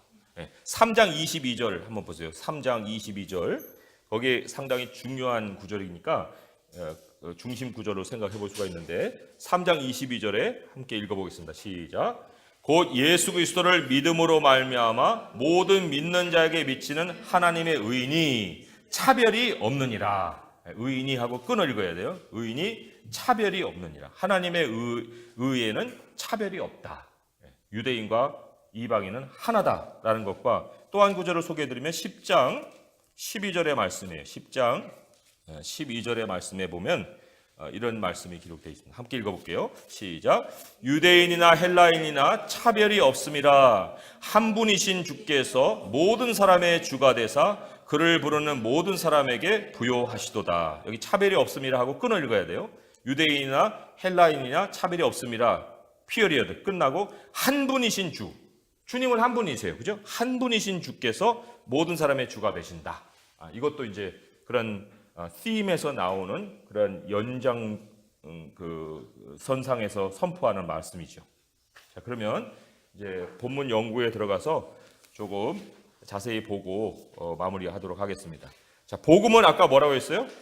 우리 주 예수 그리스도. 아주 뭐 더 이상 얘기할 것도 없는 너무나도 분명한 복음 제시가 로마서 1장 첫 절과 둘째 주 2절에서 4절까지 아주 분명하게 돼 있고, 그 다음에 이제 인사를 한 다음에 그 인사에도 보게 되면 이 13절에 보니까 이런 말씀이 있어요. 지금까지 길이 막혔다. 하나님께서 나를 너희들로 갈 수 없게 만드셨다. 그러니까 대신해서 이제 서신을 통해서 너희들에게 찾아 나가는 것이다. 이런 이제 의도를 얘기를 한 거예요. 그리고는 1장 16절, 17절에 이제 아주 중요한 그 논제적인 서론을 말을 하죠. 복음 안에서 모든 믿는 자에게 하나님의 의가 나타났다. 그리고 믿음에서 믿음이다. 믿음과 믿음의 결합을 이제 이루어야 된다 하고 이제 논제적인 서론을 얘기한 다음에 그 다음에 것이 뭐라고 했어요? 죄성의 동등성이라고 그랬죠. 그래서 어떻게 이 주제를 다루고 있느냐면요. 1장 18절을 보세요. 1장 18절부터 이제 죄가 어떻게 동등하냐 할 때 모든 사람에 대한 것을 먼저 얘기합니다. 하나님의 진노가 불의로 진리를 막는 사람들이었는데 이게 모든 사람들이에요. 유대인이고 헬라인이고 모든 사람들의 모든 경건하지 않음과 불의에 대해서 하늘로부터 나타난다. 그렇게 선포를 했어요. 그리고 이제 각계 전투로 들어가서 2장 17절에 보시면은 유대인이라 불리는 내가 하고 이제 유대인들의 죄성에 대해서 아주 더 특별히 구체적으로 설명을 하고 있습니다. 그러면 유대인들만 지적합니까? 그게 아니잖아요. 유대인들만 무슨 잘못이 있는 게 아니잖아요. 그러면은 3장 9절에 보게 되면 그러면 어떠하냐? 우리는 나으냐? 결코 아니라. 여기 우리가 누구예요? 이방인들이죠. 왜냐하면 사도 바울이 이방인들과 자기를 하나로 봤기 때문에. 그러니까 유대인도 죄가 있고 이방인도 죄가 있고 모든 사람들은 다 죄 아래 있다. 그리고 3장 19절에서 20절의 말씀을 보시면은 그게 이제 죄성의 동등성의 결론이라 볼 수 있는데 함께 읽어볼게요. 시작. 우리가 알거니와 무릇 율법이 말하는 바는 율법 아래에 있는 자들에게 말하는 것이니 이는 모든 입을 막고 온 세상으로 하나님의 심판 아래 있게 하려 함이라.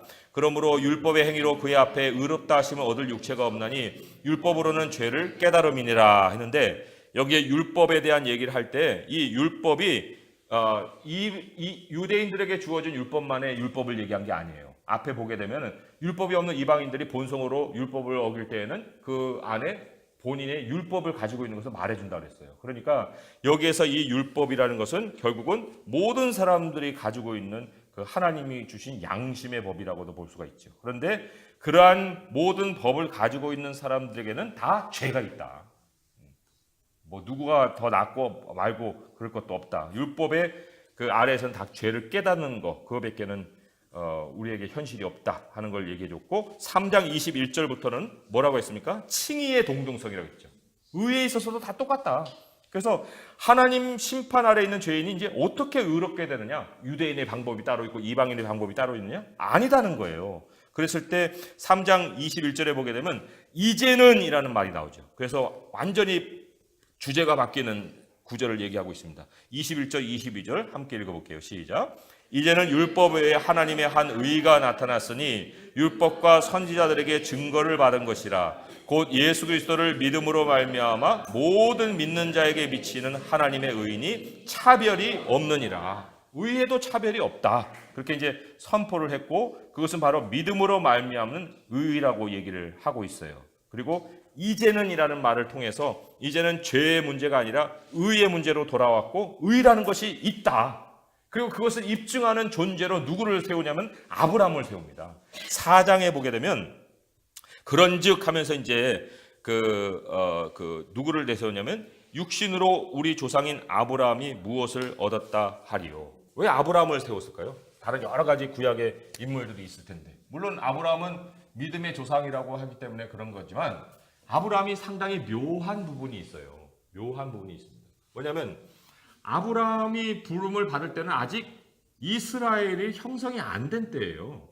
이스라엘은 그 야곱을 통해서 애굽으로 내려가 가지고 거기서 번성해서 이스라엘이 되잖아요. 그러나 아브라함은 이방인으로 있을 때에 부름을 받은 사람이에요. 그리고는 율법을 지킨 것이 아니고 믿음으로 의롭다함을 받은 사람이거든요. 그러나 또한 아브라함을 통해서 이스라엘이 나와요. 그러니까 유대인도 아브라함이 자기들의 조상이에요. 그리고 이방인들도 따지고 보면은 아브라함이 자기들의 조상이에요. 그런데 이 아브라함이 어떻게 의롭다함을 받았느냐 할 때 아브라함은 믿음으로 의롭다함을 받았다는 거죠. 그러니까 모두가 다 자기의 조상으로 추적해 들어가서 문제가 없을 인물을 동원을 해서 모든 사람들의 의의는 다 똑같다 하는 것을 입증을 했다는 거예요. 그래서 여기 아브라함의 얘기가 이제 4장 25절까지 쭉 나오고, 그리고 4장 11절에 보시면은 이렇게 이제 기록이 돼 있죠. 읽어보겠습니다. 그가 할례의 표를 받은 것은 무할례 시에 믿음으로 된 의를 인친 것이니 이는 무할례자로 믿는 모든 조상이 되어 그들로 의로 여기심을 얻게 하려 하심이라. 여기 믿는 모든 자의 조상, 믿는 모든 자의 조상, 그게 바로 이제 아브라함에게 하나님이 붙여주신 그러한 어떤 명예죠, 명예. 모든 믿는 자의 조상이다. 그리고 이제 그래서 죄도 똑같고 의도 똑같은 상황에서 5장에서 아주 멋진 관계의 변화가 생겼다고 그랬죠. 그래서 그것을 읽는 사람들은 유대인이나 헬라인이나 이제 5장쯤 와가지고는 우리를 이해할 수 있는 거예요. 아, 이제 우리다. 그리고 5장 1절 한번 읽어보겠습니다. 시작. 그러므로 우리가 믿음으로 의롭다 하심을 받았으니 우리 주 예수 그리스도로 말미암아 하나님과 화평을 누리자. 이 화평이에요. 화평.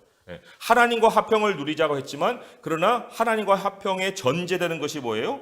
우리예요, 우리.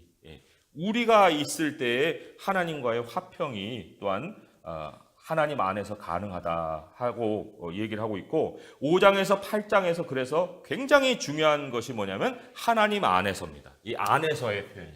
안에서. 이 안에서가 얼마나 중요하냐면 이게 우리가 전제되지 않고서는 표현을 할 수가 없어요. 하나님 안에서 하나된 우리라는 것을 어디서 만나볼 수 있습니까? 제가 몇 구절만 찍어서 알려드릴게요. 5장 11절에 보시면은 11장 한번 읽어볼게요. 시작. 그뿐 아니라 이제 우리로 화목하게 하신 우리 주 예수 그리스도로 말미암아 하나님 안에서 또한 즐거워하느니라. 그러니까 하나님 안에서 그냥 감초같이 등장한 것이 아니라는 거예요. 하나님 안에서라는 것은 바로 믿음 안에서 우리라고 하는 그런 전제가 있었던 그런 표현이라고 볼 수가 있고요. 또 가시면은 그 6장에 보시면 6장에 11절에 보시면 11절에 또 읽어볼게요. 시작. 이와 같이 너희도 너희 자신을 죄에 대하여는 죽은 자요 그리스도 예수 안에서 하나님께 대하여는 살아있는 자로 여길지어다. 네, 그렇게 됐고요. 또 이제 제가 이거 눈으로만 확인해 보세요. 6장 23절에도 그리스도 예수 우리 주 안에 있는 영생이다. 또 8장 1절에서 2절을 보시면 그러므로 이제 그리스도 예수 안에 있는 자에게는 결코 정죄함이 없다. 서로 정죄하지 말아라. 유대인 이방인에게, 이방인 유대인에게. 이는 그리스도 예수 안에 있는 생명의 성령의 법이 죄와 사망의 법에서 너를 해방했다. 그리고 8장 39절에 마지막 이 5장 8절에 5장에서 8장까지의 결론이잖아요. 높음이나 깊음이나 어떤 피조물이라도 우리 주 그리스도 예수 안에 있는 하나님의 사랑에서 끊을 수가 없다. 그러니까 예수 안에.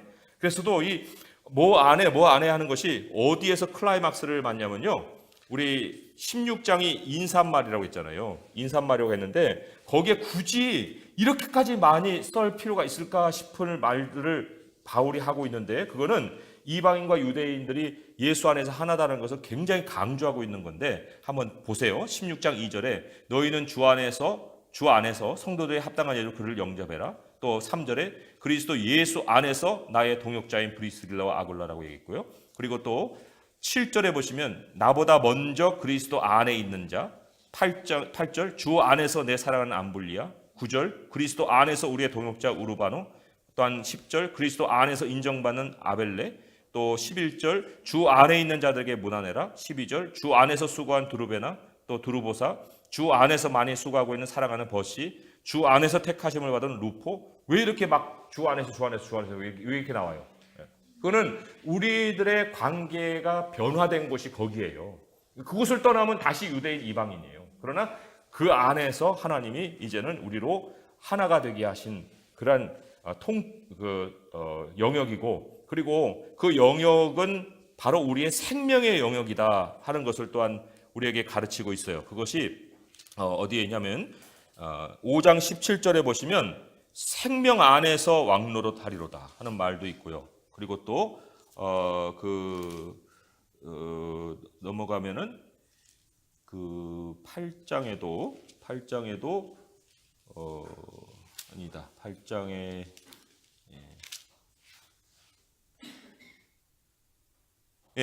한번 개인적으로 한번 찾아보세요. 생명 안에서라는 표현들이 많이 거기에 등장을 합니다. 자, 그러면 이제 9장으로 넘어와서 9장에서 11장에는 하나님의 구원 계획의 동등성이라고 그랬잖아요.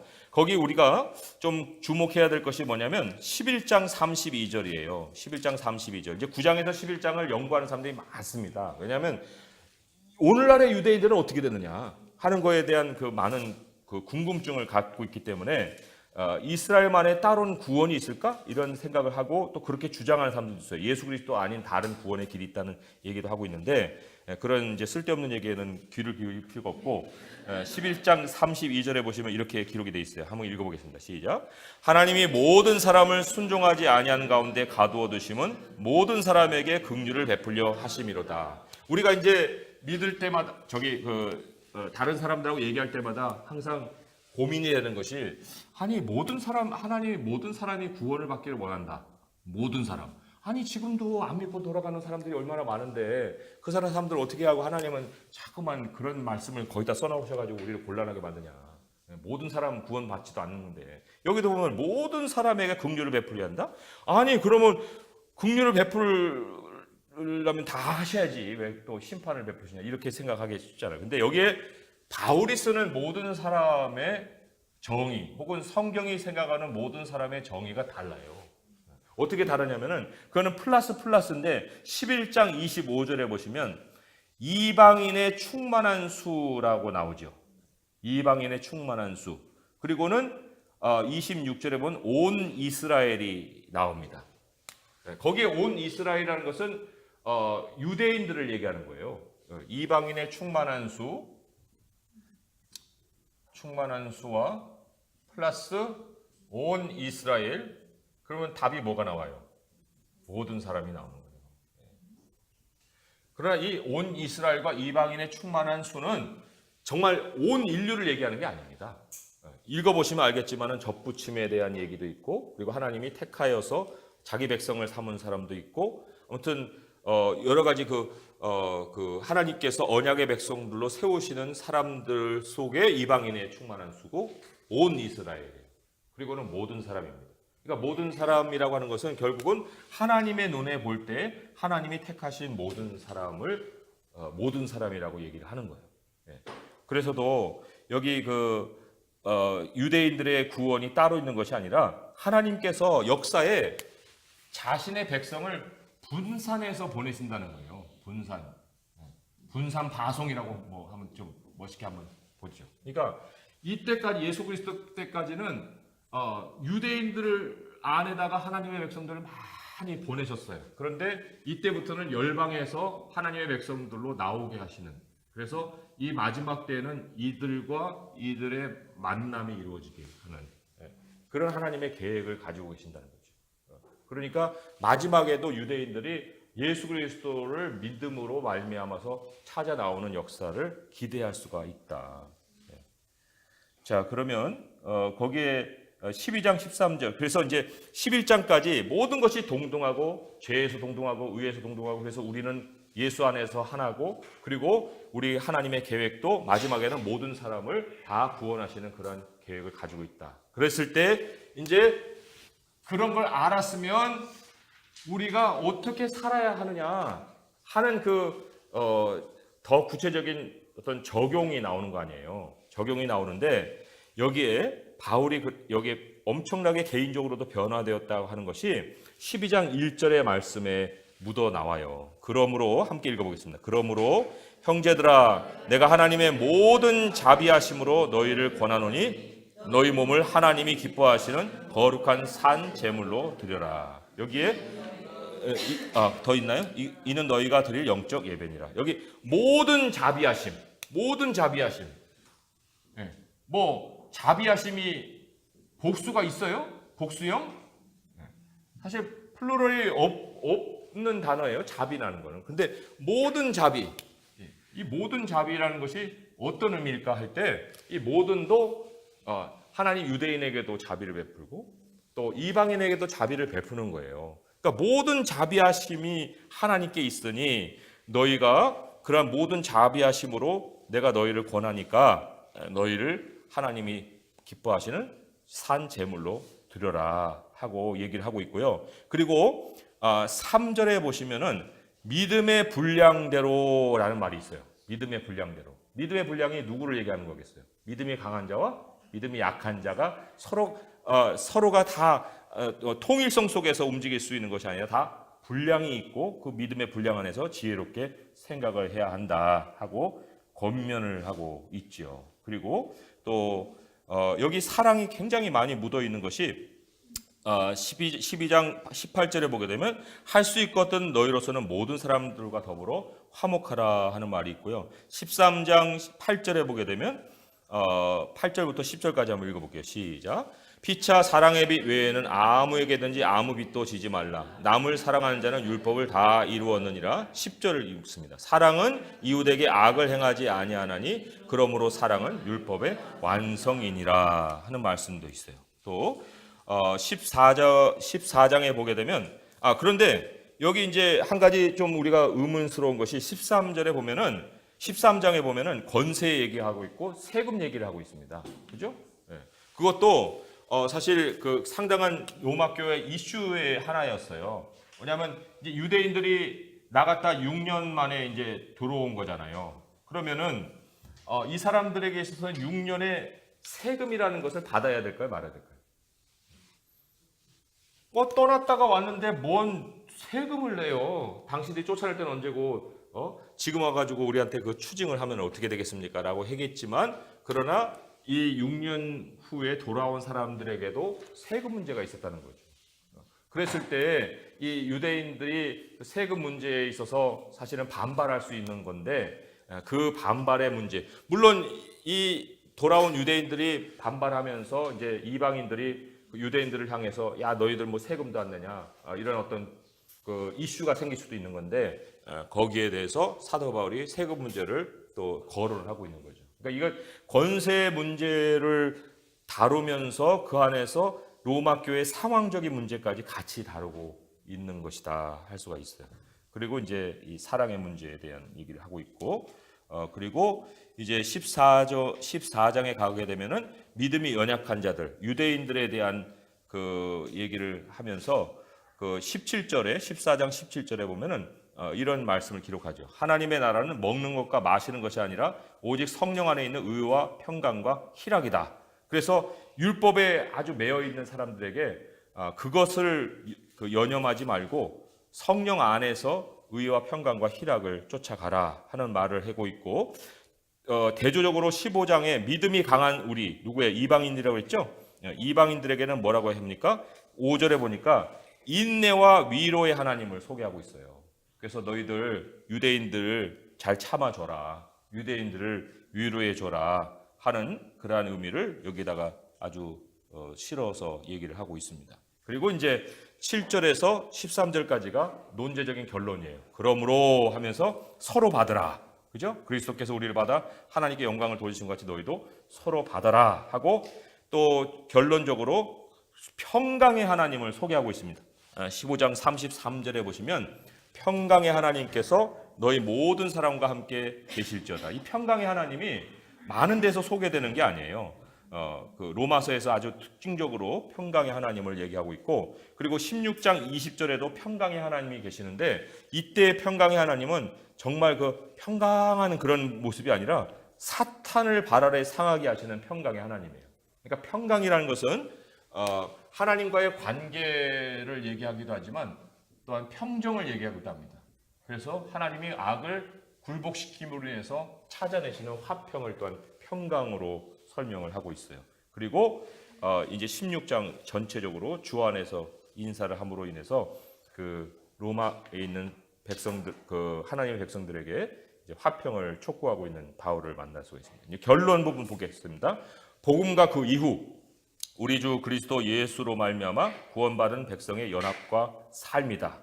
이게 거기에 예수 그리스도를 믿음으로 말미암는 의와 성화라고 했는데 거기 의가 바로 차별이 없는 동등한 관계, 그렇게 얘기를 하고 있고 또 평강의 하나님께서 너희 모든 사람과 함께 할지어다. 그래서 우리 평강의 하나님 안에서 하나된 교회를 세워가야 되는 것, 그거를 바울이 이제 로마서를 통해서 소개를 해주고 있고, 그리고 화평과 평강을 베이스로 해서 그 다음 서신들을 이제 이어가고 있는 거예요. 왜냐하면 고린도 교회가 거쳤던 문제가 뭡니까? 분열이거든요. 그리고 비방과 반박하고 핍박하고 또 판단하고 이런 거였는데 이 로마서를 통해서 평강의 주제를 크게 다루고 동등의 주제를 다뤄줌으로 인해서 그 이후에 벌어지는 모든 서신의 근간이 되는 그러한 가르침을 먼저 소개를 해주고 있는 거예요. 하나님 아버지, 우리에게 소중한 말씀을 주셔서 감사합니다. 하나님, 저희들의 지각을 열어서 주의 말씀을 더 알게 하시고 성령의 생각을 더 깨닫게 하여 주옵소서. 바울의 인생을 살펴보면서 하나님이 그 한 인생도 다 완성된 것 같이 부르신 것 그렇게 알고 있었지만 그에게도 여러 시련과 고난을 통해 변화된 생각들이 있었음을 알게 됩니다. 하나님, 저희들도 참 거친 그러한 바윗돌과 같은 모습을 가지고 시작했지만 하나님이 다듬어 주셔서 정말 모남이 없는 그러한 돌과 같은 모습으로 사용하여 주시옵시고, 또 우리의 생각도 점점 그 원만한 대로 인도하여 주셔서 우리 예수 그리스도의 마음을 닮아가는 저희가 되게 하여 주옵소서. 하나님, 우리에게 또 색깔을 입혀주시고 여러 모양을 허락하신 하나님, 우리를 통해서 하나님의 복음이 정말 아름답게 그리고 다양하게 전달될 수 있기 원합니다. 우리 각자의 삶을 통해서 하나님의 복음을 전하시고 저희들은 믿음의 분량을 따라서 주님께 순종할 수 있게 하여 주옵소서. 하나님, 로마서 이후에 펼쳐지는 많은 서신들에 나오는 문제들도 하나님께서 이미 평강의 하나님으로 우리에게 먼저 다가오셔서 답을 주셨사오니 주여, 우리가 다른 데에서 답을 찾지 않고 그리스도 예수 안에서 우리의 모든 관계의 문제와 또 우리의 삶의 문제들을 해결할 수 있도록 은혜와 지혜를 더하여 주옵소서. 예수님의 이름으로 감사하며 기도합니다. 아멘.